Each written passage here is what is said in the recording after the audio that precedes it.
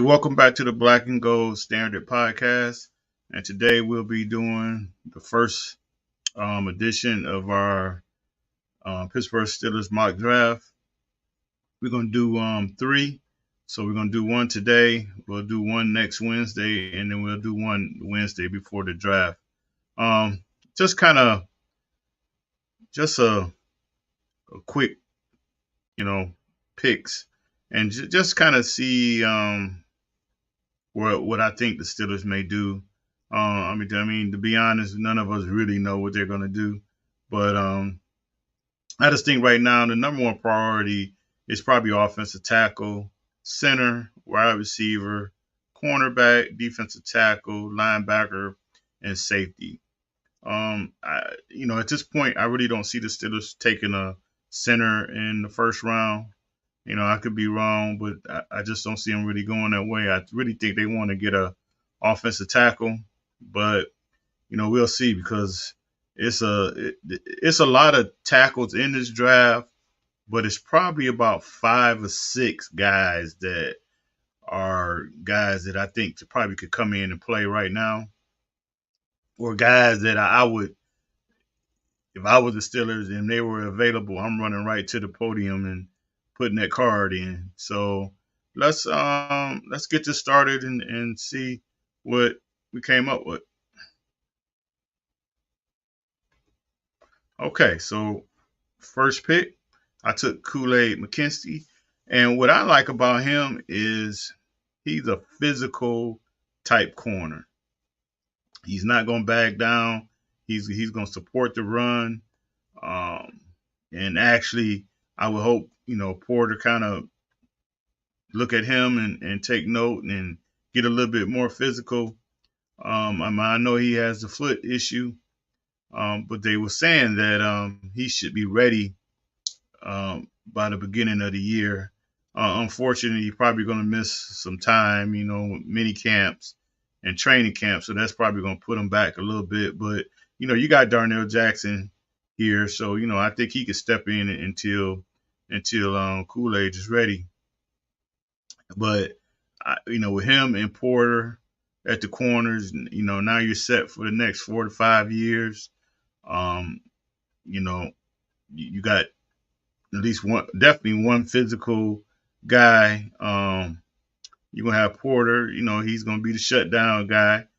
But I think both of them can pretty much be shutdown corners, and I think that would just put the Steelers secondary in a real good place.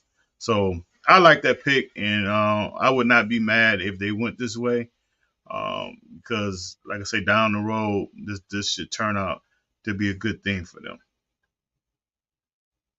All right, second round, Xavier Leggett. Only thing I can say about this kid, if you watch his film, he's a physical. He runs hard. He's a great run after the catch guy. Tunnel screens and all that type stuff. He's gonna be great at. He high points the ball. He plays with an attitude, and that's the one thing you're gonna kind of notice about at least this draft. I want the Steelers to get back to that, back to that football, that Pittsburgh Steeler brand of football of being physical, being mean, and just playing Steeler ball. If you go back and watch AJ Brown when he played for the Titans in that offense with Arthur Smith, I think this guy can be that same type of player, and I think he's going to do a lot of the dirty work, taking the short screens and the short passes over the middle, and that way that frees Pickens to kind of do his thing and get all do the deep ball stuff. So I could see him definitely coming in and being a starter right away.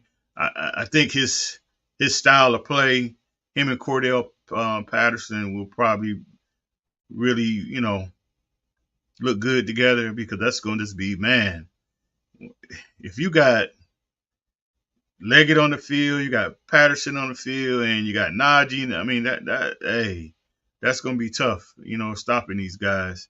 So that's what I would do in round 2. Let's go to round three. See here.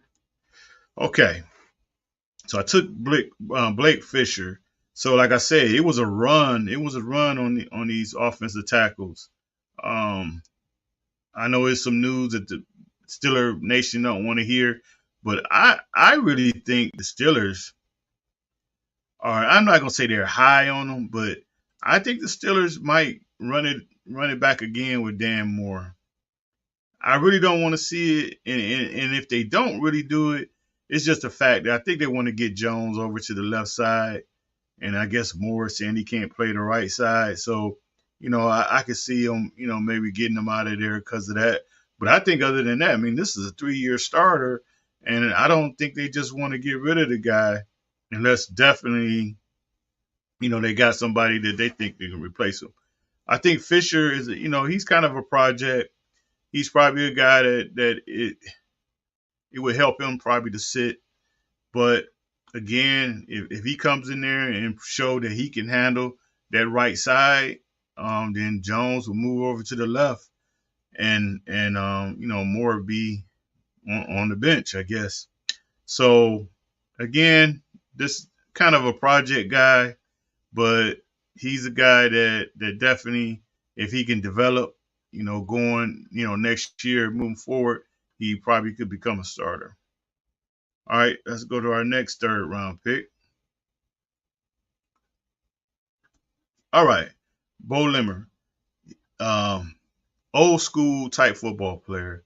I mean, if you watch his film, it's nothing that's gonna really just blow you away.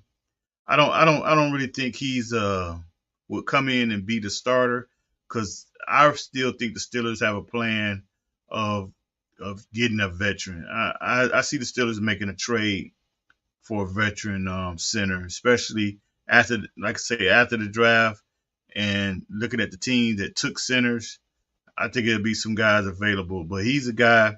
If he sits for a year, maybe 2 years, eventually I think he can work his way up to a starter. Very athletic for his size. Like I say, he don't really do anything that's just gonna blow you away, but he's solid. And like I say, he's one of those old school, get in the dirt type guys. And again, I think he's a Stiller. He's gonna be a physical mauler type guy. So that's what we need. Let's go to the fourth round.